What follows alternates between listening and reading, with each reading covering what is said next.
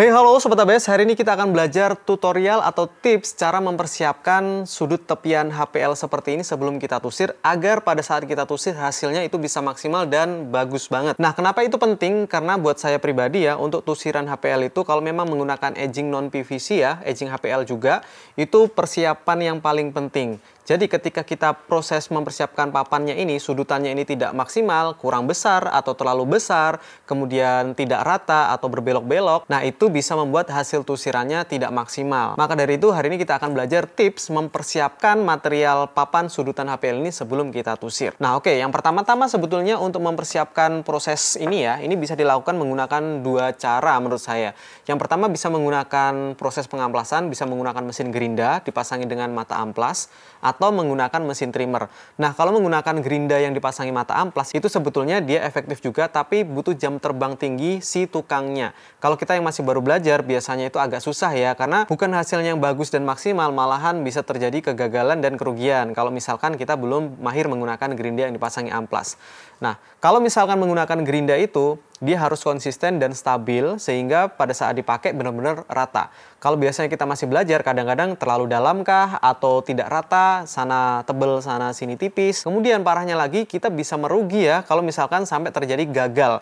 Misalkan pada saat diproses menggunakan gerinda terlalu dalam, atau yang parahnya lagi pada saat digerinda karena kita tidak memahami sistem rotasi putaran gerindanya, bisa-bisa meletak ya HPL-nya atau pecah. Nah itu kalau udah pecah harus diganti full panelnya. Bukan hanya rugi HPL dan lemnya ya, tapi bisa jadi juga rugi waktunya karena proses membersihkan lemnya, proses mengelupas HPL yang ada itu bakalan memakan waktu banget dan tenaga.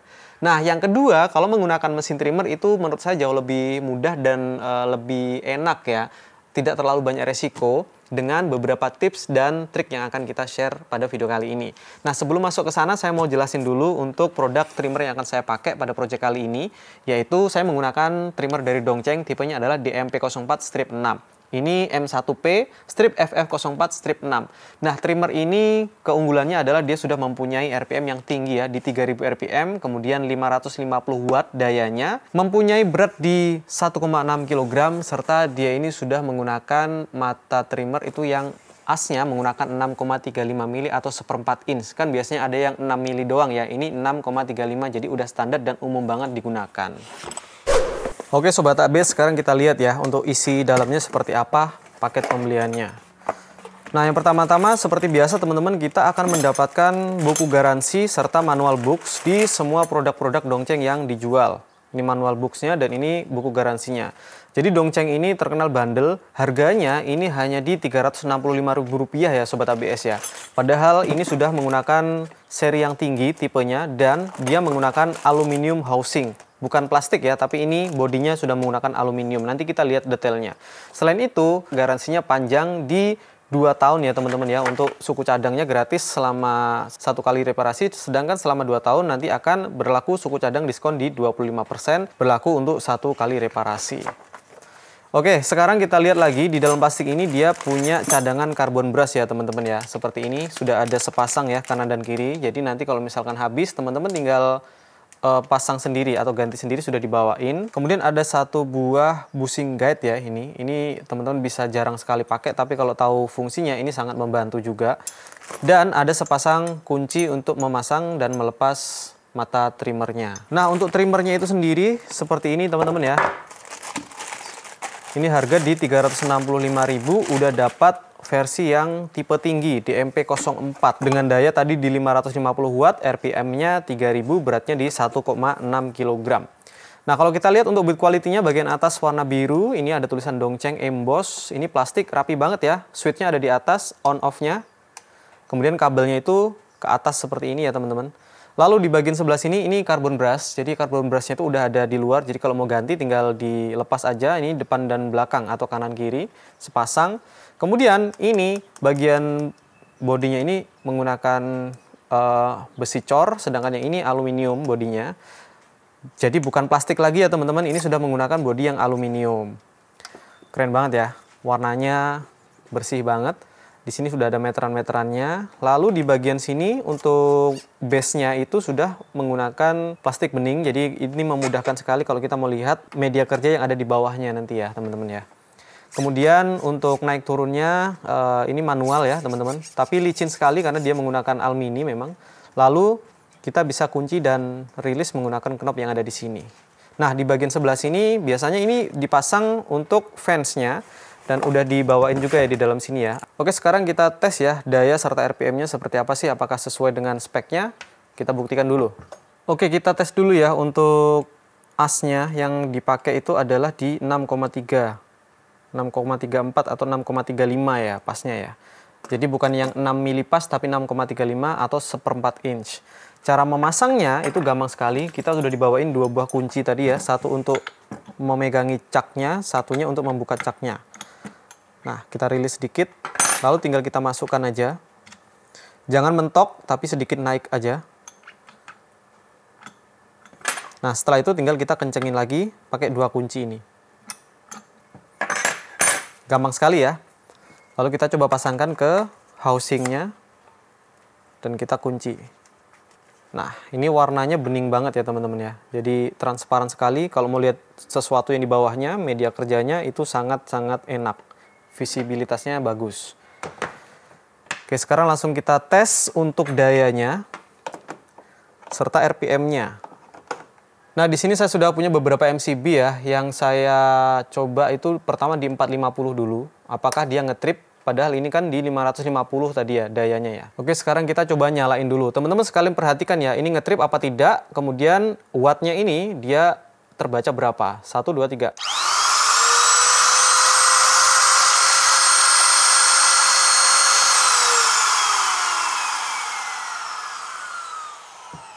Nah, kesimpulannya di 450 watt untuk listrik rumahan 450 dia tidak ngetrip, tapi ini tanpa beban ya teman-teman ya, tidak ngetrip, dan angkatan pertamanya itu di 425 kalau nggak salah tadi. Setelah itu dia turun-turun dan stabil.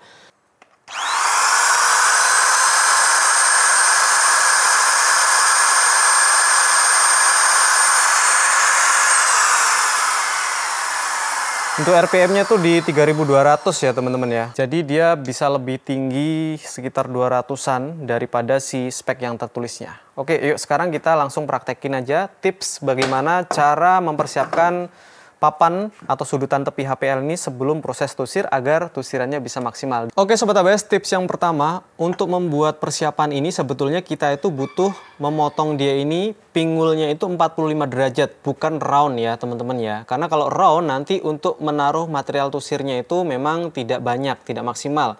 Jadi kita maunya di 45 derajat, setelah dikasih tusir, tusirnya yang round bentuknya. Jadi nanti bagus gitu. Nah, untuk itu seharusnya secara logika kita akan menggunakan mata trimmer yang bentuknya 45 seperti ini ya teman-teman. Tapi ternyata dari pengalaman saya mata 45 seperti ini malah nggak bisa dipakai karena ketika dia itu berhadapan dengan sudutnya HPL seperti ini, salah satu sisinya akan bagus, tapi salah satu sisinya itu pasti akan pecah-pecah. Begitu. Nah, solusinya adalah kita bisa mengganti mata 45 itu dengan mata round seperti ini ya teman-teman ya. Mata round ini sering kita gunakan karena memang ketika dia dipakai dengan kontak ketemu sudutan HPL, dia itu di dua sisinya sama-sama tidak ada yang pecah, sama-sama hasilnya halus maksimal.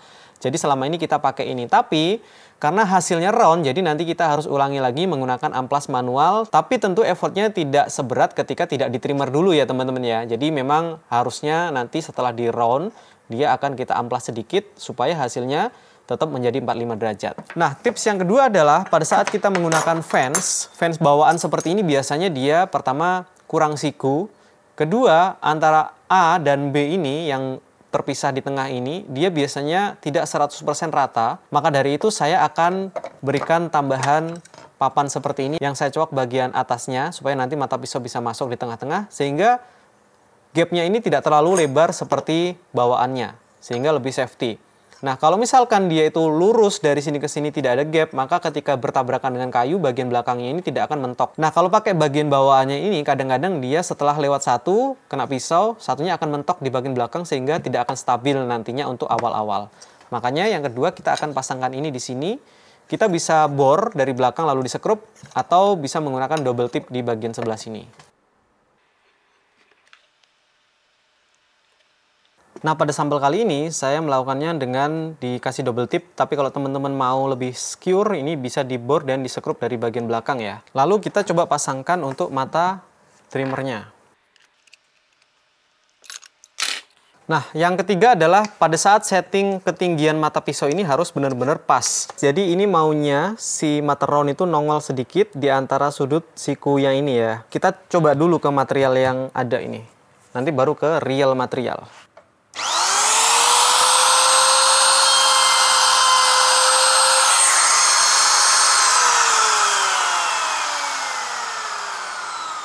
Nah, ini dia hasilnya. Kalau menurut saya ini masih kegedean ya teman-teman ya. Jadi kita bisa setting lagi untuk kita bisa maksimalkan supaya tidak terlalu besar tapi juga tidak terlalu kecil. Kita coba lagi.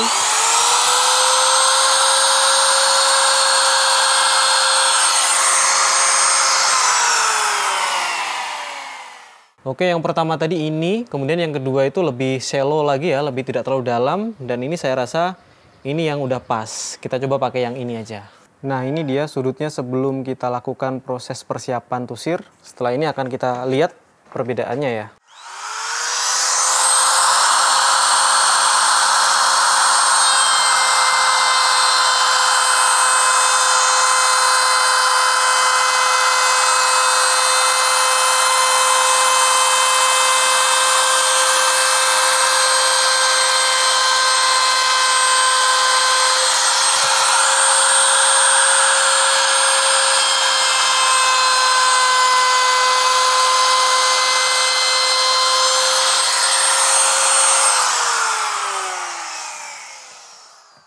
Oke, ini hasilnya udah cukup stabil.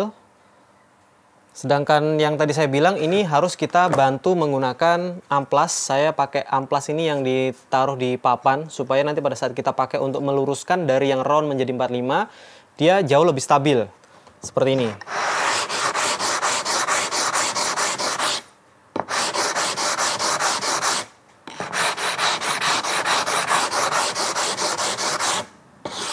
Ini hasilnya udah maksimal. Sekarang kita coba untuk tusir sedikit ya, biar teman-teman bisa lihat hasilnya kayak gimana. Nah, Sobat ABS, dengan bantuan fans tambahan papan seperti ini, kita bisa lebih stabil ya pada saat proses pengaplikasiannya untuk aplikasi round seperti ini tadi. Tipsnya pada saat kita sudah kasih lubang ini, teman-teman bisa sedikit amplas agak miring ininya, bagian sudut sini dan sini. Jadi ketika dia itu mulai beroperasi ya, bagian belakangnya ini itu tidak kebentur sama belakangnya ini sehingga dia akan macet. Dia lebih smooth nantinya gitu ya.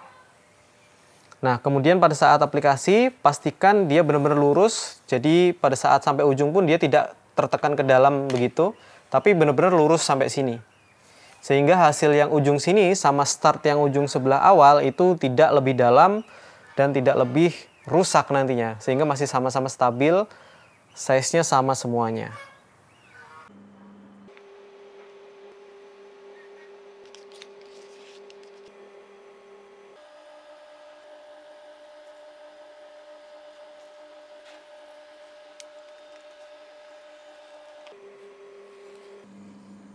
Oke Sobat ABS, bisa dilihat di sini ya, hasilnya itu pas banget, kemudian juga rapi, enak dilihat, nggak kekecilan, nggak kebesaran, serta dia stabil.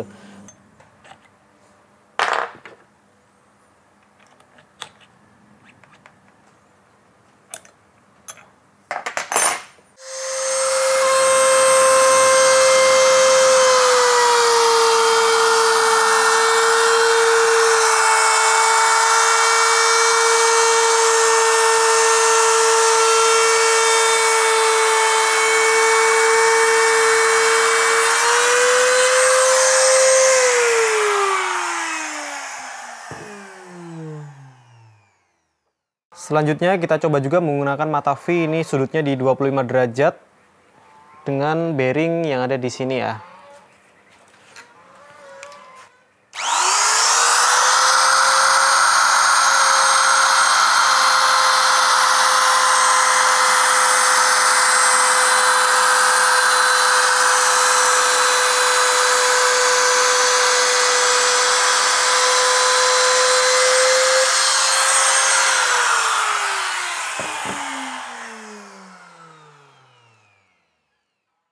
Untuk suhu yang diterima adalah di 42, 43, 44 ya. Kalau di mesinnya 38, carbon brush 40, bagian besi sini 40. Jadi kalau di bagian metal atau alumininya untuk bodi 43 ya. Jadi nggak sampai 50, hangat-hangat aja di sini. Oke Sobat ABS, ini dia hasilnya udah mantep banget, pantes dan enak banget dilihat ya sudut round tusirannya. Karena memang kita tadi itu belajar tips mempersiapkan sudutan tepi HPL sebelum kita tusir. Kali ini tadi kita menggunakan mesin trimmer dari Dongcheng, tipenya adalah DMP04-6. Ini sudah mempunyai daya sebesar 550 watt maksimal, RPM-nya di 3000, lalu coletnya ini menggunakan ukuran 6,35 atau 1/4 inch. Dan trimmer ini menurut saya sangat worth to buy sekali. Dengan harga di 365.000, teman-teman sudah mendapatkan mesin trimmer dengan garansi 2 tahun. Buat apa bayar lebih mahal ya kan? Lalu housingnya ini, dia sudah menggunakan housing alumini yang bener-bener housingnya ini alumininya bagus Sobat ABS kualitasnya. Bukan cuma housing-housingan yang dari alumini, tapi kelihatan kokoh, tebal, dan juga memang finishingnya rapi banget. Dengan harga segitu sangat worth to buy sekali, Rp365.000. Tadi pada saat saya coba juga getarannya mantap sekali, tidak ada getaran yang berlebihan, suhunya juga terjaga di bawah 50 derajat. Dan mesin trimmer seperti ini memang paling besar peranannya ketika dipakai untuk tukang interior itu untuk persiapan untuk tusir seperti ini ya. Atau untuk persiapan misalkan kita coak untuk proses menanam relnya pintu sliding. Atau menanam roda pada pintu untuk pintu sliding, itu juga bisa. Tapi kalau misalkan teman-teman mau pakai ini untuk di mebel kusen, pintu jendela, biasanya menggunakan router ya teman-teman ya. Kalau mesin trimmer seperti ini sesuai fungsinya yaitu untuk ngetrim, sedangkan kalau mau router atau ngeroute, pakainya mesin router yang besar kayak gitu. Nah tipsnya tadi saya ulang sekali lagi, kita bisa menggunakan mata yang round, bukan yang 45 derajat, lalu kita akan amplas sedikit supaya hasilnya walaupun menggunakan mata round, tetap hasilnya 45 derajat dengan bantuan di amplas tadi. Kemudian yang nggak kalah krusial lagi adalah tambahan papan ini pada bagian fans bawaan. Karena biasanya fans bawaan itu tidak siku, kemudian lubangnya gede sekali ya. Kemudian pada saat dipakai biasanya itu akan nyantol di bagian ujung belakangnya. Dengan tambahan seperti ini, simple sekali, kalian bisa kasih double tip ataupun disekrup dari belakang. Papan atau triplek-triplek sisa kita coak seperti ini ya. Coaknya jangan terlalu besar daripada mata pisaunya. Yang penting mata pisaunya nggak menyentuh aja. Nah jadi sekali lagi teman-teman, produk dari Dongcheng ini menurut saya udah worth to buy sekali dengan harga di 365.000, tapi udah mendapatkan fitur-fitur ataupun build quality yang memang harganya bahkan itu kalau misalkan kita lihat trimmer yang harga 700, 800 ribu bahkan sejutaan, itu rata-rata masih menggunakan bodi plastik. Ini sudah menggunakan bodi aluminium yang pasti jauh lebih awet ya teman-teman ya. Mantap sekali dari Dongcheng. Oke, terima kasih banget Sobat ABS yang sudah menonton video kali ini. Itu barusan adalah tips cara mempersiapkan panel ya, tepian sudut HPL sebelum kita tusir. Dan untuk proses tusir itu sendiri sebenarnya saya udah bikinin untuk tutorialnya khusus. Next time kalau mau saya akan bikinin lagi, tinggal teman-teman tulis aja di kolom komentar. Semoga video kali ini memberikan referensi dan manfaat serta inspirasi buat teman-teman. Kita akan ketemu lagi di video-video selanjutnya. Sampai jumpa dan ciao.